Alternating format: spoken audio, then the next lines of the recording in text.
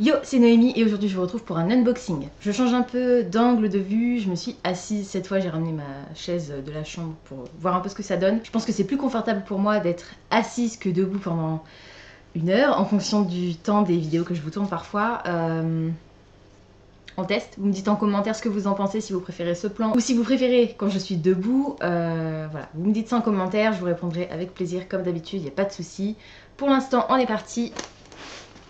Et évidemment, on va déballer ensemble la 1001 livre box du mois d'octobre. Comme d'habitude, je commence par le menu et le mois d'octobre est sous le signe de la royauté puisque le thème est Bienvenue à la cour. Je ne vais pas ouvrir le menu pour ne pas me spoiler le contenu de la box. En revanche, je peux d'ores et déjà vous dire que le thème, voilà, je vais y arriver, que le thème de la 1001 livre box du mois de novembre sera Noir comme la mort.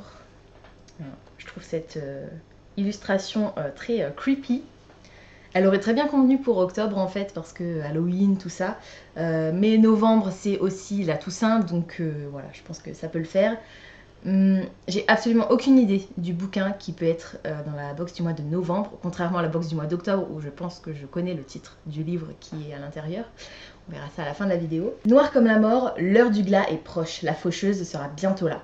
Savant mélange de La Faucheuse et de Lady Helen, le roman de novembre souffle un vent de mort sur la capitale britannique, ambiance funèbre garantie. Ça a l'air bien glauque. La Faucheuse, c'est un roman que je veux lire. Lady Helen est dans ma pile à lire depuis très longtemps. Il faudrait aussi que je le sorte. Ça a l'air trop cool. Donc ouais, j'ai bien hâte de voir de quoi il s'agit. En attendant, on est sur l'unboxing de la box d'octobre. Unboxing de la box, c'est un peu redondant, mais c'est pas grave. Bienvenue à la cour, c'est parti. Oh, elle est magnifique. Je ne sais pas s'il y a quelque chose dedans, mais elle est trop belle. C'est une boîte en métal. Voilà, je mets le papier par terre, je ferai le ménage après. De toute façon, elle est sublime. Donc toute noire, et il est écrit War and Peace, donc guerre et paix. J'adore les illustrations. Alors je ne sais pas si c'est un roman, Je ne sais pas si ça a un rapport direct avec le roman Guerre et paix. C'est possible. Je veux dire, c'est le titre, donc je pense que voilà, ça colle, hein, mais c'est pas un roman que j'ai lu et c'est un roman assez ancien. Et il me semble pas que ce soit du young adulte, du coup je vois pas trop le rapport. Ouh, c'est du thé.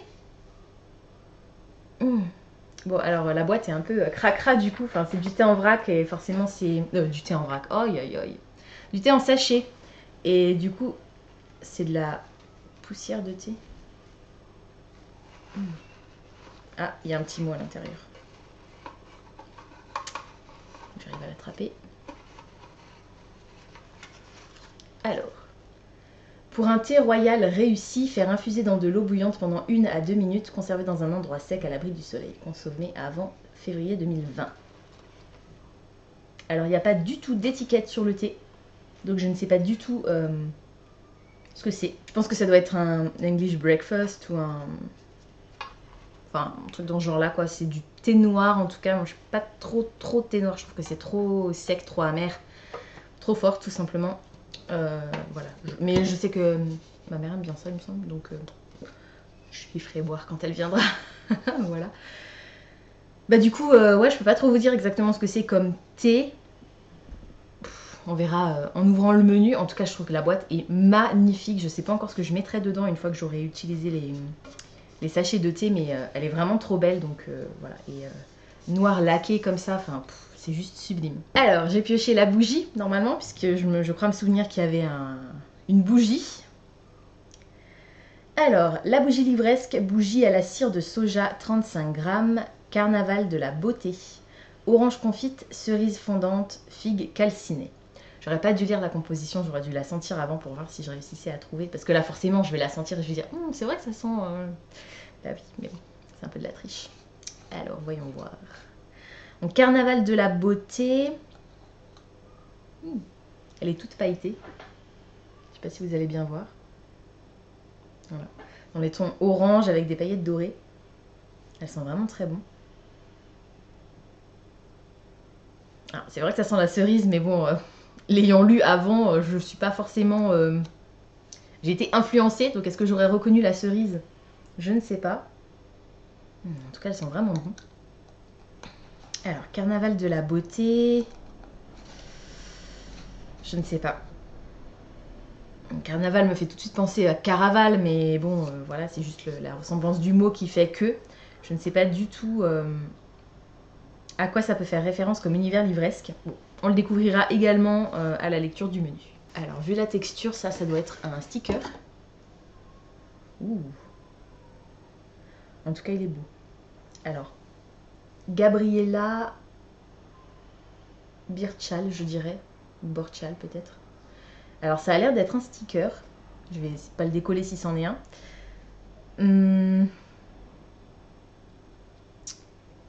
L'univers me dit rien pour l'instant. Je vous laisse deviner. En tout cas, je le trouve vraiment très très beau. Il me fait un peu penser à Anastasia, le dessin animé. Voilà, avec la glace en moins évidemment. Mais je l'aime bien, je le trouve vraiment chouette. Pareil, on découvrira à la lecture du menu à quoi ça correspond. Alors, j'ai pioché des cartes.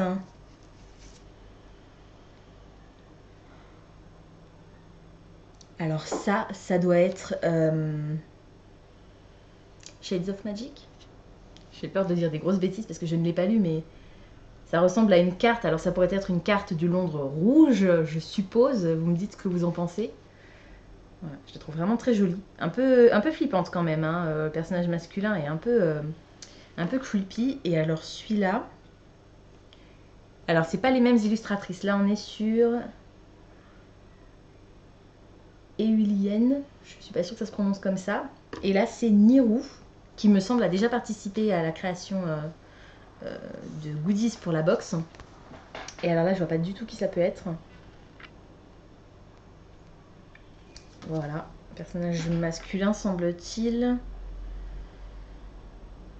avec un renard en filigrane derrière. C'est peut-être la même chose, hein, c'est possible.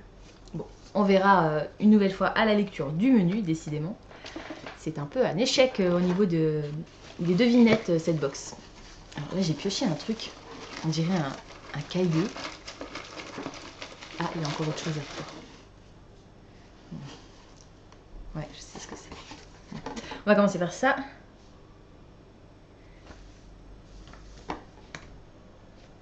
Alors, il y a un marque-page avec. Alors, en fait, c'est des épreuves non corrigées.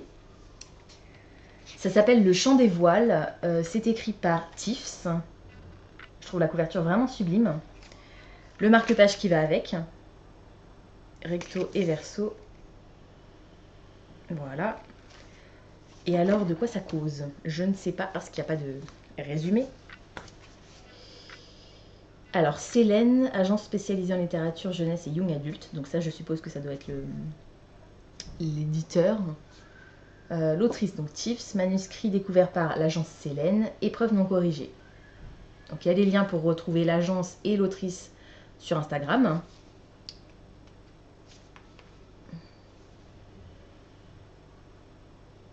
Alors, il y a un petit mot de l'autrice. Un bateau. Le plan d'un bateau. Voilà. Et après, je suppose que l'histoire commence tout de suite. Il n'y a pas de résumé. Ouais, chapitre 1. Donc, on commence tout de suite l'histoire. Il y a quelques illustrations à l'intérieur qui rappellent celles du marque-page. Voilà. Alors, je suppose que ça va avoir... je recommence. Je suppose que ça va avoir un lien avec la piraterie, vu la couverture et le titre, et voilà. C'est pas forcément un univers qui m'interpelle, en tout cas en littérature. Il y a des mots de l'autrice tout au long du récit qui ponctuent un peu l'histoire. Bon, je vais pas les lire pour ne pas me spoiler. Pourquoi pas. Voilà. Ça peut être sympa. Je trouve la couverture très jolie, comme je l'ai déjà dit, mais c'est pas forcément, au niveau de l'illustration, c'est pas forcément de la top qualité. Enfin, au niveau de l'illustration. Pas d'illustration, de l'impression. Je trouve que c'est assez pixelisé quand même, c'est dommage. Après, est-ce que c'est l'histoire intégrale ou est-ce que c'est juste un extrait? Bonne question. Pour connaître la suite, rendez-vous sur Wattpad. Donc c'est une histoire sur Wattpad apparemment. Certainement encore disponible puisqu'ils nous mettent pour découvrir la suite, rendez-vous sur Wattpad. À voir, c'est une histoire à découvrir. je suis pas trop... J'ai un peu un a priori sur toutes les histoires qui sont d'abord écrites sur Wattpad. Ça n'a pas empêché que j'ai adoré le Pacte d'Emma de Nin, donc voilà, je vais quand même essayer de découvrir cette histoire. Ensuite, j'ai pioché un nouveau marque-page, et je ne sais pas ce que c'est. Donc il est aussi recto verso, il est très très joli, je trouve les personnages vraiment magnifiques. Voilà. Surtout la rousse en fait, je préfère la rousse que la blonde, mais j'aime beaucoup leur robe. Sauf la rose, j'aime pas la rose. En fait, je préfère ce côté que ce côté. Donc voilà, un marque-page. Et pareil, je ne sais pas encore de quoi il s'agit. Et j'ai pioché aussi un baume à lèvres. Baume à lèvres 100% naturel. Beurre de karité, huile végétale de ricin, cire d'abeille, vitamine E. Extrait aromatique de vanille fabriqué en France. Ça sent la vanille, effectivement. Bon, moi, les baumes à lèvres, j'en ai vraiment beaucoup. Et je suis pas sûre d'utiliser celui-là. On verra. Bon, je vous montre le design, mais je pense qu'il est très inspiré du bouquin qui se trouve à l'intérieur de la box.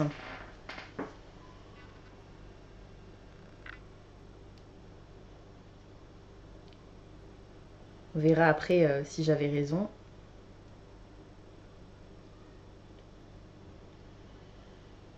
Voilà. Je crois qu'il ne reste plus que le livre dans la box, mais je vais vérifier pour être sûre. Alors... Je sors le livre sans le regarder.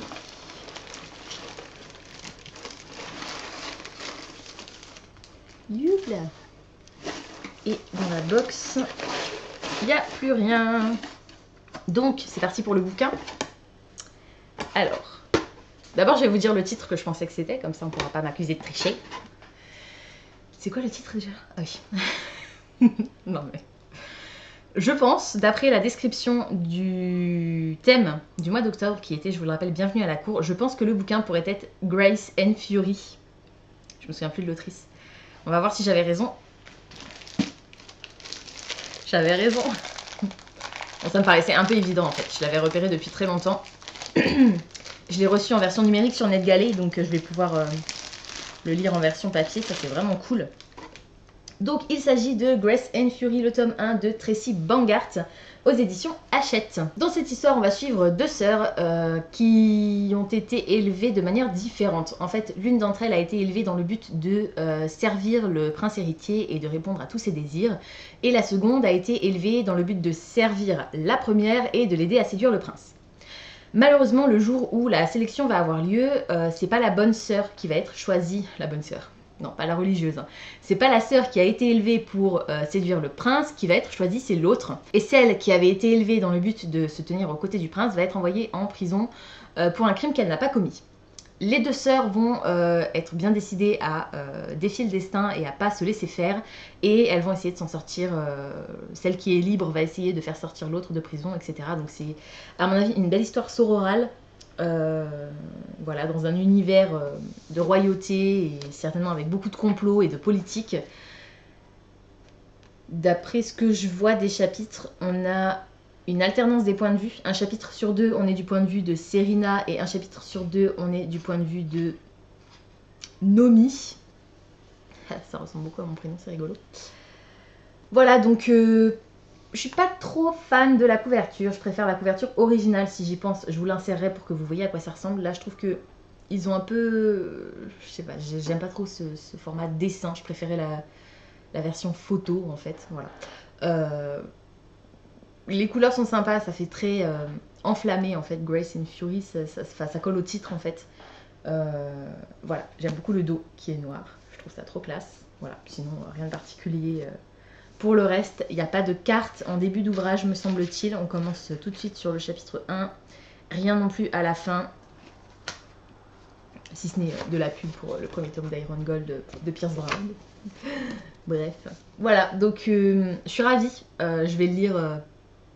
Je vais le lire. Je ne sais pas encore quand, mais je vais le lire. Je vais essayer de le lire vite. Pour que vous puissiez avoir un avis rapidement. C'est compliqué aujourd'hui. Voilà, donc il rejoint ma pile à lire et au moins il est là. Et comme je vous ai dit, je l'ai reçu via NetGalley en version numérique. Donc J'ai pas besoin de le trimballer avec moi tout le temps. J'ai ma liseuse sous la main si jamais je veux avancer un peu. J'ai les deux formats. Je peux lire le format papier à la maison et le format numérique dans les transports ou en attendant chez le médecin ou au boulot à la pause. Enfin, voilà, bref, vous avez compris le principe. Voilà, donc une nouvelle histoire qui rejoint ma pile à lire et je suis ravie. Comme d'habitude, je termine cette vidéo avec l'ouverture du menu. Bienvenue à la cour. Enfile ta plus belle robe, ton plus beau costume, et en avant pour une aventure au pays des princes et des salles de bal. Mais gare à toi, car sous les somptueux décors se cachent souvent de sombres secrets et des personnages aussi imprévisibles qu'impitoyables. Bienvenue à la cour. Donc, comme d'habitude, le livre avec le résumé. Avec Grace and Fury, l'américaine Tracy Bangard signe une dystopie sur fond de fantasy qui rappelle à la fois le côté glamour de la sélection et les scènes d'action à couper le souffle de Divergente. Découvre sans plus tarder le destin hors norme de ces deux jeunes sœurs. Le bonus découvre en exclusivité les premiers chapitres d'un roman de pirate et participe à la publication d'une jeune auteure française. Avec son texte Le Chant des Voiles, Tiff n'attend qu'une chose, trouver une maison d'édition. Alors si, comme l'agence Célène, tu crois en cet auteur, n'hésite pas à la soutenir sur les réseaux sociaux. Ok, bon, à bon entendeur. Voilà. Vous pouvez aller faire un petit tour du coup sur Wattpad. Je vous mettrai en barre d'infos de toute façon le lien vers le compte Instagram de l'agence Célène et de l'autrice. Et je dois avoir aussi le lien de son histoire sur Wattpad, donc je vous mettrai tout ça en barre d'infos, pas de panique. Comme ça, vous pourrez aller jeter un coup d'œil. Alors, les goodies. Un majestueux marque-page inspiré des deux jeunes prétendantes à la couronne, la sélection America et Marley. Entourées de 33 autres candidates, les deux jeunes femmes vont devoir jouer des coudes pour être choisies par le séduisant prince Maxon et monter sur le trône à ses côtés. Les deux sublimes illustrations ont été confiées à l'artiste norvégienne Sandra Winter.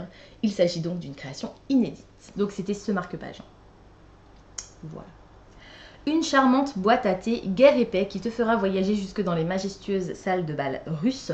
Le design a été réalisé spécialement pour cette box par l'artiste néo-zélandaise Holly Dunn.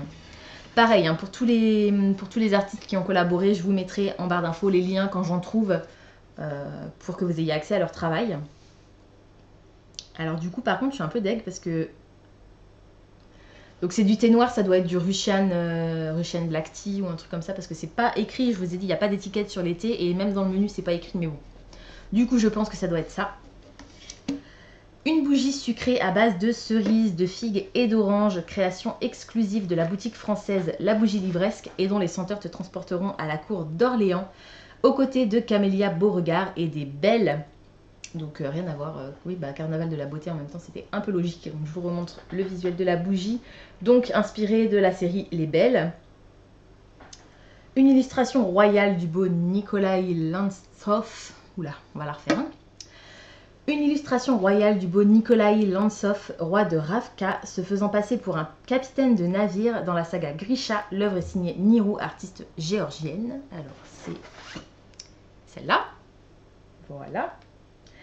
Un succulent baume à lèvres 100% naturel représentant d'un côté Némésis la diabolique, robot doué d'intelligence, de l'autre Némésis, future impératrice de la galaxie. Il y a un problème là. Les deux versions ont été signées par Evelyenne. Donc c'est le baume à lèvres en fait. C'était pas du tout inspiré de Grace and Fury, c'était inspiré de Diabolique. Mais les deux personnages s'appellent tous les deux Némésis. Ok.